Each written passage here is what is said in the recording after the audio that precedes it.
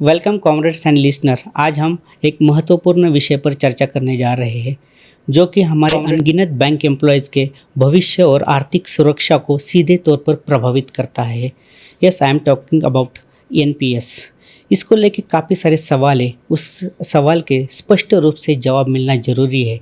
इस जटिल एवं महत्वपूर्ण विषय को समझाने के लिए हमारे साथ उपस्थित है Federation of bank of India Officers Association के president comrade G Nageshwar ji. हमारे साथ उपस्थित है Federation of bank of India Officers Association के general secretary comrade Nilesh Pawar ji. आप दोनों का ही मैं इस मंच पर स्वागत करता हूं। मैं पहले कॉमरेड प्रेसिडेंट से पूछना चाहता हूं, ये एनपीएस क्या है, इसके बारे में आप समझाइए। Namaskar. We are talking about the NPS. Friends, NPS, before, after 2010 was then the bank or any public sector banks, we don't have a pension option.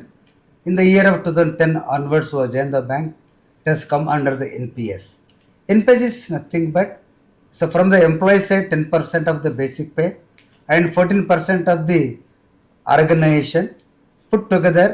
Friends, in our bank, the Federation of the Bank of India Officer Association, especially our comrade Nilesh ji, so continuously pursuing to the our top executives. Then thanks to top executives, they are given given permission to invest, to choose the employee pension funds, NPS. So there are repeated 11 mutual funds are there. So then that is given by our bank. Thank you friends. Thank you. Thank you comrade president. मैं अब हमारे संगठन के आधार स्तंभ और एक visionary leader Nilesh Pawar जी से पूछना चाहता हूँ, रिसेंटली बैंक में जो बदलाव आया है बैंक ऑफ इंडिया में, वो क्या है और कौन कौन से इन्वेस्टमेंट स्कीम ऑप्शन है, वो ज़रा विस्तृत में बताइए। देखिए, आज अगर किसी भी व्यक्ति को एनपीएस ऑप्टी है, अगर उसको लॉन्ग टर्म में अच्छा कॉर्पस बिल्ड करना है, he should invest into equity. आज हम हमारे टॉप मैनेजमेंट के प्रति हमारा ग्रैटिट्यूड, मतलब we pay our gratitude towards them because उन्होंने ये ऑप्शन हमको अवेलेबल करके दिया। एंड इस ऑप्शन के ज़रिए I can very well say that many of our employees who are currently under NPS can build a corpus over long term. इसमें 3 options हैं। एक ऑप्शन है एक्टिव चॉइस, एक ऑप्शन है ऑटो चॉइस, एक है बैलेंस लाइफ साइकिल चॉइस। जिन हमारे साथियों को अगर इक्विटी मार्केट के बारे में, शेयर मार्केट के बारे में ज़्यादा नॉलेज नहीं है, they can choose auto choice. Auto choice में क्या होता है कि उनके एज के हिसाब से जो उनका इक्विटी एक्सपोजर है वो रिस्ट्रिक्टेड है। आज अगर कोई 40 साल का है तो उसका इक्विटी 67-65% तक मैक्सिमम इक्विटी में इन्वेस्ट कर पाएगा। ऑटो चॉइस में जैसे जैसे वो 50 साल का हो जाएगा, उसका equity will be capped and वो 50% तक आ जाएगा। And by the time he becomes 55-58, उसका पूरा का पूरा इक्विटी एक्सपोजर नियरली 95% डेट या कॉर्पोरेट एक्सपोजर की तरफ बढ़ जाएगा, जिससे नेक्स्ट 3-5 ईयर्स में अगर मार्केट क्रैश भी कर जाता है तो उसके रिटर्न्स को कोई धक्का नहीं लगेगा, उसका रिटर्न सेफ गार्डेड है। जिन मेरे साथियों को थोड़ा शेयर मार्केट के बारे में या इक्विटी के बारे में ज़्यादा अच्छा नॉलेज है, they can definitely invest into active choice. Active choice में they can invest up to 75% of equity up to the age of 50। उसमें भी उनको 50 के बाद कंपल्सरीली एनपीएस में ऐसा प्रोविजन है कि they have to gradually reduce. But यहाँ एक्टिव चॉइस में एक एडवांटेज ये है कि till the time they become 50 वो इक्विटी में 75% तक इन्वेस्ट कर सकते हैं।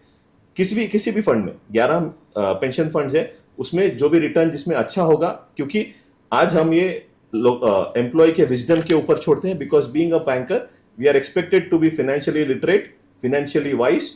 सो हम अगर लोगों को ये गाइड कर सकते हैं कि इस फंड में इन्वेस्ट करें, ये म्यूचुअल फंड लीजिए, तो हमें थोड़ा सा नॉलेज गेन करके we should definitely search. And इसका प्रोविजन भी एनपीएस ने करके रखा है। उनके वेबसाइट पे जो सारे के सारे पेंशन फंड्स है, उनके लास्ट 10 साल का रिटर्न्स है, इससे आप चूज कर सकते हैं। As a federation we will not say कि आप इस फंड में इन्वेस्ट करिए या उस फंड को प्रमोट नहीं करेंगे, because then it will be risky.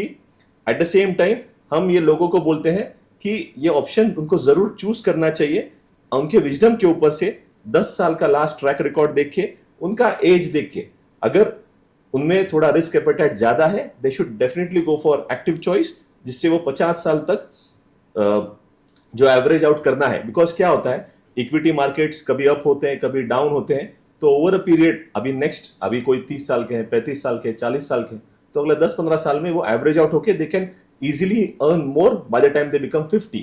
And अगर उनको उसमें भी रिस्क नहीं लेना है, they can go with auto choice.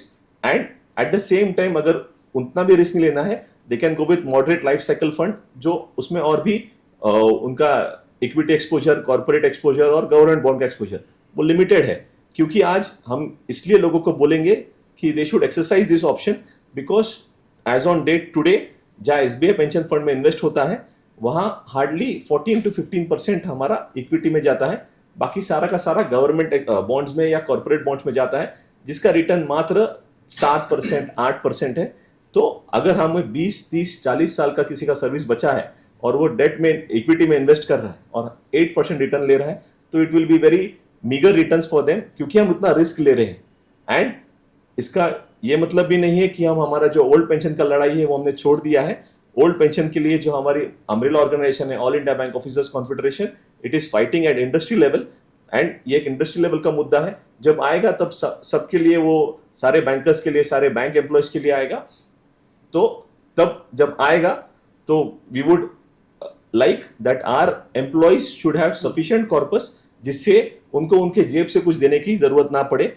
जैसे 2009 में पेंशन का सेकंड ऑप्शन आया था, हमारे बहुत सारे साथियों को अपने जेब से पैसा देके वो ऑप्शन चूज करना पड़ा था या एक्सरसाइज करना पड़ा था, बिकॉज उनका कॉर्पस उतना ज्यादा नहीं था। तो आज अगर हमारा कॉर्पस ज्यादा होगा, ऑब्वियसली हमें जेब से नहीं देना होगा, that will be sufficient to buy that second option for pension. Thank you comrade general secretary, NPS के बारे में विस्तृत जानकारी देने।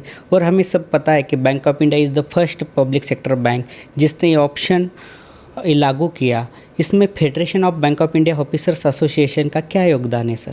Federation of bank of India officer association ने हर वो पुरजोड़ कोशिश करी जिससे ये ऑप्शन जल्द से जल्द उपलब्ध किया जाए। एंड जब नवंबर में सर्कुलर फर्स्ट टाइम मतलब सारे हमारे स्टाफ मेंबर्स के नॉलेज में आया या उनको भेजा गया, we became the first bank to introduce this among the all public sector banks. हमारा देखा देखी कुछ और पब्लिक सेक्टर बैंक्स ने भी वो ऑप्शन उनके एम्प्लॉयज को अवेलेबल करके दिया है। And again we became the first bank in the entire public sector banking space to give its option to its employee on 1st of April। And it gives me pleasure to tell you that हमारे बहुत सारे साथियों ने वो option already exercise किया हुआ है। And ये मेरा पर्सनल फीडबैक भी है, पर्सनल जो हमने लोगों से फीडबैक लिया है उसके मतलब उसके लिए हम बोल सकते हैं कि जिन्होंने भी वो ऑप्शन एक्सरसाइज किया है कोई भी फंड में, जो उनको ठीक लगा उन्होंने उस फंड में इन्वेस्ट किया है, ऑटो चॉइस में किया है, एक्टिव चॉइस में किया है, but their returns have definitely been more than what is there right now. So my appeal, the federation of bank of India's appeal would be that you should definitely exercise this option for the betterment of your future life and to have a secured pension after your retirement. Thank you comrade president and thank you comrade general secretary NPS regarding बहुत ही विस्तृत जानकारी देने के लिए। और मैं धन्यवाद देना चाहता हूँ हमारे Bank of India Officers Association Pune unit के general secretary comrade Pramod Shinde का, जिन्होंने ये प्लेटफॉर्म अवेल किया ताकि सारी एनपीएस रिगार्डिंग जो भी कन्फ्यूजन थे वो हमारे रूट लेवल के एम्प्लॉयज़ तक जा सके। Thank you.